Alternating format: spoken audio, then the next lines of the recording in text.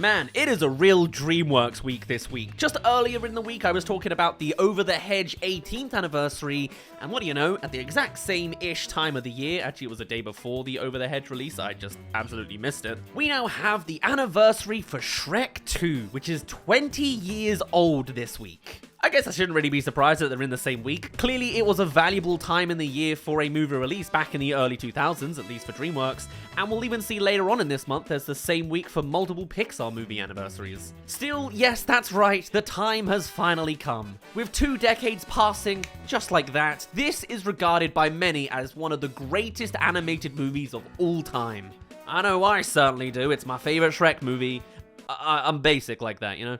And honestly, the fact that this is now 2 decades old, it hits me a little weirder than when the original Shrek turned 20. The impact that Shrek 2 has had on pop culture, not even just the animation industry, but pop culture as a whole, cannot be overstated. This is probably one of the most influential animated movies of all time. Admittedly, assisted by the fact that the children who grew up with it were teenagers by the time that social media exploded.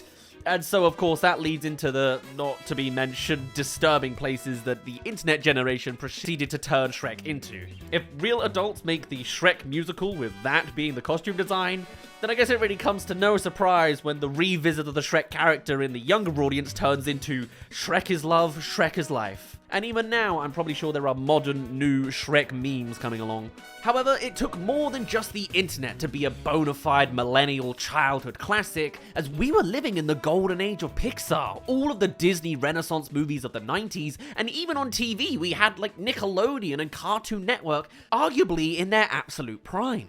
So why is it that Shrek 2 is so universally respected and a definitive animated movie for so many people? How did Shrek get to the big screen in the first place, and is it true that the original was going to be a Roger Rabbit-style movie produced by Steven Spielberg? Well, today we're going to be talking about Shrek and all of its greatness, from start to peak to wherever the future goes. And obviously, to get to the sequel, we first need to address how Shrek 1 came to be in the first place. You see, and I don't know how well this is known nowadays, but Shrek is based on the book by William Steig, published in 1990. As a brief summary of the tone in this book, the climactic wedding scene is summarized as, Shrek decided to marry whatever this thing is. No priest would officiate the wedding because God hated Shrek, so they used a crocodile. It is a wild read for a kid's book, although I must admit I do think we were denied a crocodile vicar though. What a shame. Anyway, the original Shrek began production in the late 90s. At the time, DreamWorks was only just getting its act together, however there was one driving force who was going to ensure its animation slate was going to be a top priority. Recently pushed out Disney executive Jeffrey Katzenberg. I'm presuming a chunk of my audience already know plenty about this guy, but this guy is notoriously one of the most formidable producers in Hollywood. He spearheaded the Disney Renaissance into what it was, and he did it with an iron fist. However, things got a bit sticky during the production of the original Toy Story. The one unifying vision was to make Toy Story a world apart from the Disney animation movies.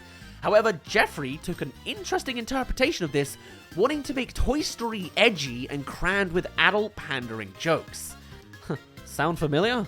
Anyway, having left Disney and jumped aboard DreamWorks with Steven Spielberg, the vision for the company was to grow into a tentpole studio akin to Disney and Warner Brothers and all that. And this was a good match, as Spielberg himself was also soured by Disney at the time, with continuing bad blood over the ownership of Roger Rabbit. Consequently, to compete with Disney specifically, they needed some animation. Traditionally hand-drawn epic? Prince of Egypt, the CG thing Pixar's doing? Oh, I heard ideas of an ant movie they were doing before I left. Let's do that one too, yeah, sure. Roger Rabbit? Well, apparently there were some initial plans for Shrek to be a similar live-action hybrid with what I would presume would be animation for the fairy tale characters. They were off all guns blazing, and whilst not as successful as the Mouse House, their profile early on was growing. Meanwhile, a certain crocodile-priested book came into the DreamWorks offices whilst planning this animation slate. In fact, it had actually been in the hands of Team Spielberg for quite a while, as he'd acquired the rights earlier in the 90s. Alas, the Roger Rabbit-style project was initially planned. A lampooning of fairy tales. This obviously scratched the itch of Katzenberg's feud with Disney. However, in fairness, they did screen it to the Disney lawyers to make sure they hadn't gone too far. Also, at this point, it's well known that the late SNL comedian Chris Farley was originally cast as Shrek and recorded most of the movie before his passing.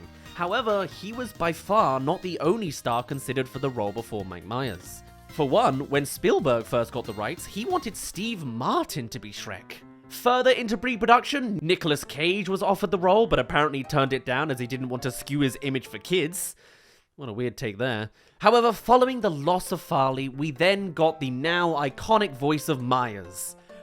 Eventually. His first recording was actually in his native Canadian accent, which he himself then decided didn't suit the character, and proceeded to re-record everything he'd done in the unmistakable Scottish brogue. With the rest of the core cast in Eddie Murphy, Cameron Diaz, and John Lithgow all sorted, the production got underway for a 2001 release.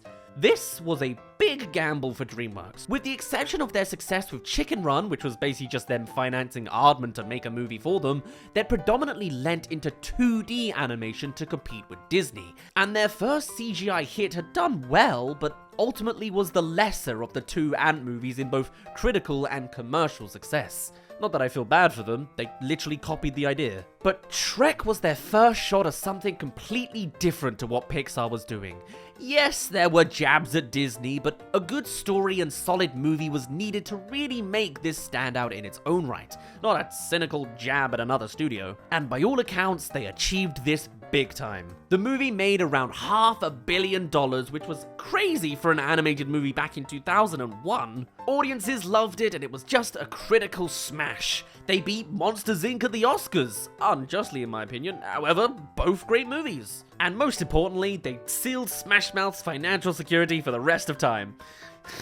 It was a true phenomenon, and to Katzenberg's glee, rang the alarm bell that Disney would never have the animated movie market to themselves ever again. However, it wasn't all picnics over at DreamWorks. They'd had the juggernaut that was Shrek, and Chicken Run had been a big success for them, but what hadn't been such a success was Road to El Dorado, Spirit, and Sinbad, i.e., all of their Disney-style 2D movies following Prince of Egypt. Disney, meanwhile, had had more luck with Lilo and Stitch knocking it out of the park, something that wouldn't go unnoticed by DreamWorks when hiring the same team for How to Train Your Dragon. However, that success aside, their early 2000s non-Pixar movies had also floundered, leading to one dire conclusion: classical animation just doesn't sell anymore. Disney had an easier start, their Pixar collaboration meaning a dedicated supply of CG movies whilst they made the transition. DreamWorks, on the other hand, only had themselves and one big CG hit. So what are they gonna do? They immediately commissioned the sequel to that one big hit. In fact, they commissioned it before the original had even released. Talk about betting on one horse. But Shrek was head and shoulders above anything they'd done, and it wasn't dissimilar to other examples. Though there was A Bug's Life in between, it's undeniable that what really kicked Pixar off was the combined hits of Toy Story and Toy Story 2. It's sort of a, how good are we? Well, not only can we do the same smash hit twice, but we can do it even better the second time, in tone. And that was the mission statement of DreamWorks for Shrek 2, 20 years old now, oh god. We need to prove that we can do this again before we go any further. It makes sense for our reputation, and it will pay the bills. And so, a sequel they did. The first step was to get director Andrew Adamson back. He'd done pretty well on the first one after all, and following disagreements with the producers, the original writers Ted Elliott and Terry Russo were not returning, leaving Adamson to write the thing as well. Oof, already a rocky start. Getting to work on the story, he got inspiration from the movie Guess Who's Coming to Dinner, which, going off of the title alone, is immediately apparent in the final project. Although it's also important to acknowledge that a stream of additional writers were also brought on to finish up the screenplay. In hindsight, this was definitely the right way to go, with the original movie screenwriters initially wanting to go for a more traditional fairy tale story. Considering how subversive Shrek is towards fairy tales, it's puzzling why you'd then want to escalate the world in the sequel by keeping him bound to a narrative like that. Very interesting nonetheless. My guess is that they would have used the story to then parody and subvert it like they'd done with the Noble Quest arc in the first. Hey there, now you are halfway through this video, so this is the poke where I tell you to subscribe if you haven't already to keep up with other videos in this anniversary series of ours. As we're keeping an eye on any notable birthdays for animated movies across the year, And while I've got your attention, let me know your thoughts as well. What else does Shrek do so brilliantly that I've somehow overlooked after all of this gushing? Or what I'm about to gush after this segment? Whatever it is, I'd love to hear your monologues, and I'll let you get back to the rest of the anniversary for 2 decades of Shrek 2. However, I can definitely see why the producers and Adamson were more keen to push inserting a contemporary storyline into a fairy tale world. After all, the original fairy tales were written to reflect the attitude and world of their time. It's all interesting, the behind the scenes of these movies, you know? If Shrek was to further evolve from a fairy tale parody to one in its own right, it needed to acknowledge the attitudes of the modern day. Alas, a meet the parents type story at a time where many people who feel different had experienced pushback in acceptance from more conservative elders was a true lived experience. With the first Shrek already tackling Hollywood's traditional portrayal of romance and the stereotypical standards that enforces, this was the perfect place for the sequel to go. This doesn't mean that all of the story immediately fell into place though. At one point, Shrek was going to ascend to the throne, only to abdicate and call an election. Yes, really, they were going to make a political movie out of Shrek. This would have involved Pinocchio leading an honesty campaign, whilst Gingy ran a smear political campaign. Whilst presently funny ideas, this was ultimately deemed a little too on the nose politically and distant from Shrek's core themes. Nonetheless, just saying, this would have been a much better storyline for Shrek the Third compared to what we actually ended up getting.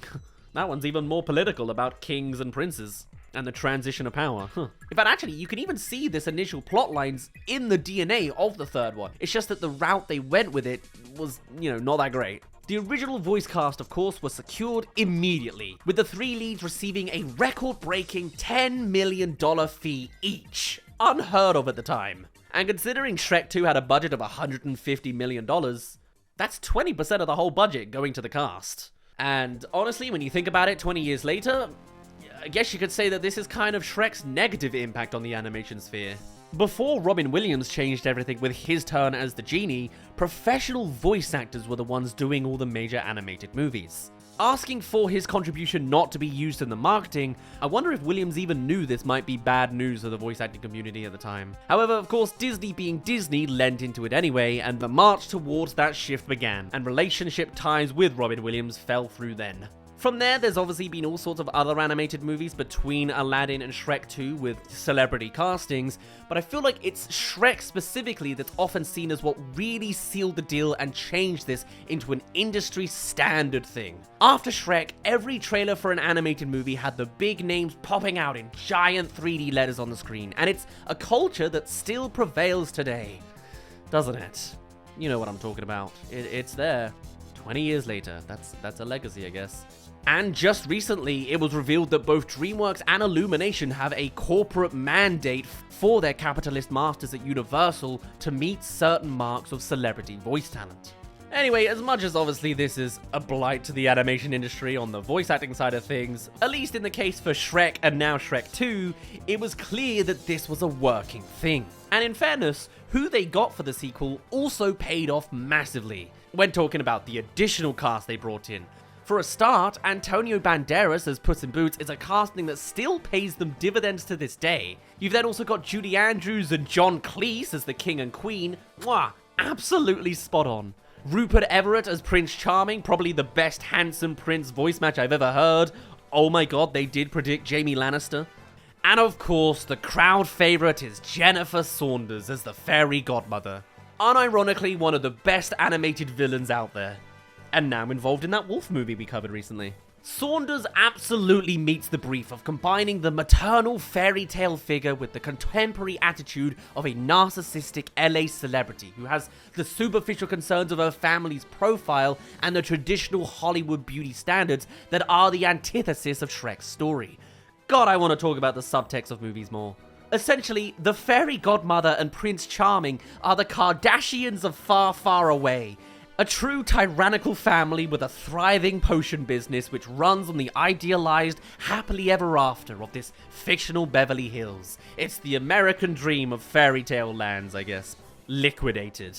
And especially when you look back at the explosion of celebrity culture in the 2000s, this take was so bang on in the writing, and Saunders, an accomplished comedy writer herself of course, knew exactly how to realize that idea in her performance. And of course, I Need a Hero being the eternal internet darling of a song. So much so that many would rank it higher than the 80s original. Myself included. I don't have nostalgia for that one. I was minus 12, you know? These are all casting choices that not only have a degree of profile for the marketing, and I'm only learning about more casting as I go along, but there is clearly a great casting director behind this as well. And I think that's kind of the thing that's a real difference between now and 20 years ago, especially when you look at like the Chris Pratt stuff. It isn't Chris Pratt giving it a go, it's the stunty choices of the casting directors who aren't really trying hard enough to get the best match, probably because they're being pushed by the bigwigs upstairs these days. With Shrek 2, they did the celebrity stunt casting, but at least they made smart choices whilst doing this. All the casting choices fit the characters. All the performance fills in the gaps if it is a little off kilter. Still, there we go, just another thing to add to a collection, another W that led to the success of this movie. And that's not even getting to the animation hurdles itself, as the production, of course, in the early 2000s, faced many of its own challenges. You may be familiar with other animation challenges, like with Sully over in the land of Pixar, or maybe Manny the Mammoth from Blue Sky Studios, and that might, make you aware of how there's advanced fur animation that was being developed at the time. But when it comes to DreamWorks, they didn't actually have access to the same kind of software and budget in comparison to those kind of movies. So they had to make their own crack at it, which, in fairness, they did already have a light start on with Donkey. However, with Puss in Boots, it was a whole other game. Donkey's fur could look weedy and flat, but the cat had to be fluffy. The team had to completely upgrade their software for the movie, primarily for his character design, but it's undeniable that they got the results they needed. Also, just saying, Pixar may be the trailblazers in CG animation back then, but DreamWorks pulled off human characters way better beforehand. Some people think otherwise, but I have always personally really bought into the human designs of the Shrek movies, and I contend were way more successful with it than the creepy mocap in Polar Express and that whole tier of animation. And that's years and years later. There's an essence of believability and reality to the design of Shrek's world, and it's always bizarre to me that later DreamWorks movies seem to almost step back a bit on this front. There's also other animation factoids, like the fact that the lighting is a little bit dimmer in the second movie compared to the first, to fit in more with the sort of dark ages time period that fairy tales are often set in. Shrek 1, just a little bit too optimistic, I guess. It's a lot of sunset scenes. Anyway, of course, the movie released in 2004 and became DreamWorks' biggest hit yet. It made just shy of $1 billion, which, again, was unthinkable for an animated movie at the time. You don't get billion-dollar Frozen and Toy Story sequels without this benchmark that Shrek 2 reached. It didn't get the Oscars this time around, but to be fair, when your competition's The Incredibles, my other most favorite animated movie of all time, that would be a tall order. Nonetheless, the movie was incredibly well received by audiences, and it is to this day often considered better than the original. And that's really something. It was the movie with absolutely everything. The follow-up to a smash hit first movie, a character that a lot more people could identify with than that somewhat one-note traditional fairy tale protagonist of old, a gag-filled comedy which managed to balance pop culture references with more organic character-based comedy, a fan-favorite side character who eventually got his own franchise, an iconic villain, an iconic jukebox franchise that actually complements the story beats. It's all there. Is there really any wonder why Shrek 2 has been an all-time classic for the past 20 years? I know I said earlier this week that Over the Hedge is a bona fide DreamWorks classic, but honestly, I think Shrek 2, releasing in the same time of year, just a completely different year to it, is actually DreamWorks at their absolute peak. This is their best movie, and I don't even think it's close. The influences it has had after releasing cannot be overstated, and I've said all sorts of examples from the last 20 years, starting many of the snowballs that are still felt to effect today, but perhaps were perfected practically day one. So here's to you, Shrek 2. Happy anniversary. My apologies, I missed your actual day on Sunday. I don't know where I was. But on that note, I will finally stop rambling about this damn movie.